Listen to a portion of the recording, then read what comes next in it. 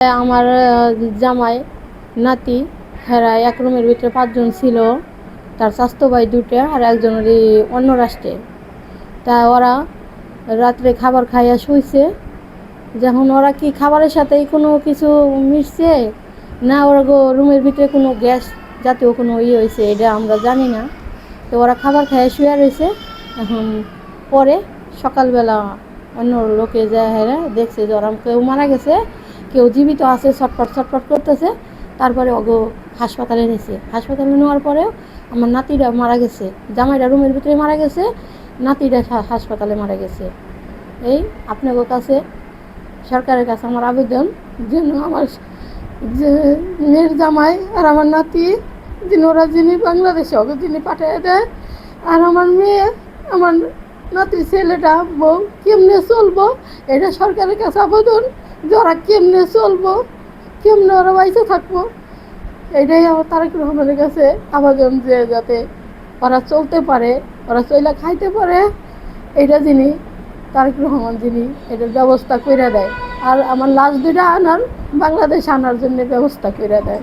লাশ 2টা আমার কাছে আইনা দিলে আমরা লাশ 2টা দেখে আমরা কিন্তু মাটি দিতে পারি।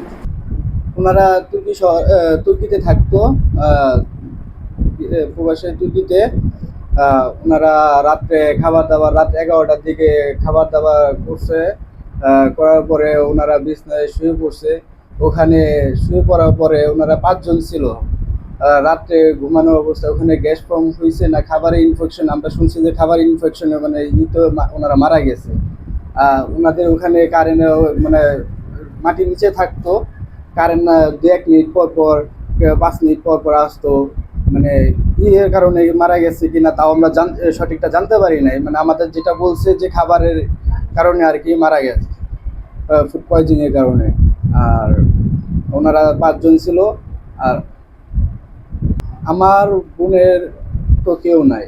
আমার বোনের বাবাও মারা গেছে, মাও মারা গেছে। একটা স্বামী আর একটা সন্তান ছিল, ওনারাও চলে গেছে। এখন ওনার পৃথিবীতে বলতে ওনার কেউ নাই, উনি একা। উনি হলো খুবই অসহায় হয়ে গেছে। সরকারের কাছে এটাই আকুল আবেদন যে আমার বোন আর বোনের ছেলেটাকে জানি দেশে খুব দ্রুত জানি দেশে ফিরে আনা যায়। যে খুব দ্রুত ফিরে আনলে পরে ওনারা শেষ দেখাটা হয়তো দেখতে পারতো।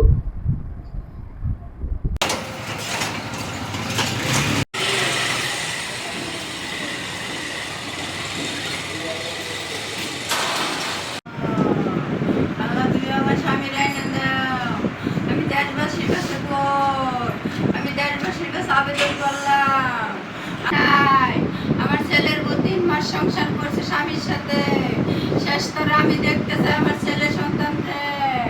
আমার স্বামীর আমি দেশে আনতে চাই। প্রধানমন্ত্রীর কাছে কই, শেখ মুজিবের কাছে কই, সরকারের কাছে কই, আমার স্বামী সন্তানটা দেশে আইনে দেন আপনারা।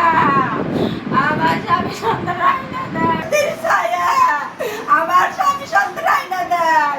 আমার পৃথিবী ধ্বংস হয়ে গেছে, আমার মাথার উপরে ছাদ নাই, আমার সবাই আমি সন্তান আইনে দেন। আমি আর কিচ্ছু চাই না, আমি ভাই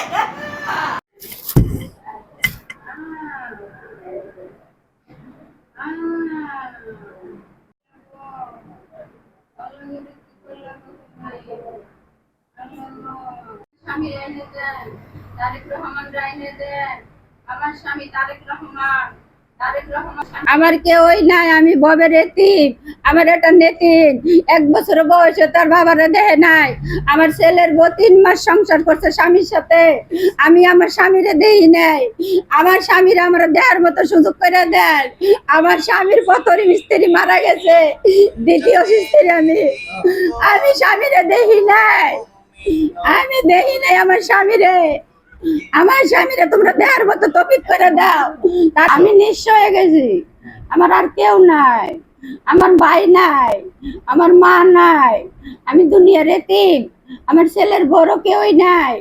ওর 3 মাসের সংসার। আমার স্বামীর স্ত্রী মরে যাওয়ার পর আমার বিয়ে হয়েছে। আমি স্বামীরে দেই নাই, আমার স্বামীর বিছনায় যাই নাই, আমার স্বামী আমার চোখের দেখা দেখে নাই। আমি চাই তারেক রহমানের কাছে, বাইরের কাছে কই আমার স্বামীরে দেশাই না দিক। আমি পুরাপূর্ণ সহযোগিতায় সরকার কাছে পুরাপুর আবদার আমার আবদার জানি রাখে। দেশবাসী প্রবাসী সবাই দেশ বিদেশ যে যেখানে আছে আমার স্বামীর আইনা দেন, আমার স্বামীর আইনা দেন। আমার স্বামী ছাড়া পৃথিবীতে কেউ নাই। আমি বাসা ভাড়া, আমার কেউ নাই। আমার সন্তানটা মারা গেছে বাপের সাথে, আমার স্বামীটাও মারা গেছে, ছেলেরে নিয়ে মারা গেছে। এই পৃথিবী আল্লাহ ছাড়া, জনগণ ছাড়া আমার কেউ নাই। আমি মাইজের বাড়ি ভাড়া ভাড়া তাই, আমি মাইজের বাড়ি ভাড়া ভাড়া তাই, আমার কিচ্ছু নাই। সরকারে যেন আমার ছেলের বউরে আমার যেন চলার মতো রাস্তা ধরাই দেয়, আমার স্বামীর যেন দেশাই না দেয়, আমি যেন শেষ দেখা দেখতে পারি। আমার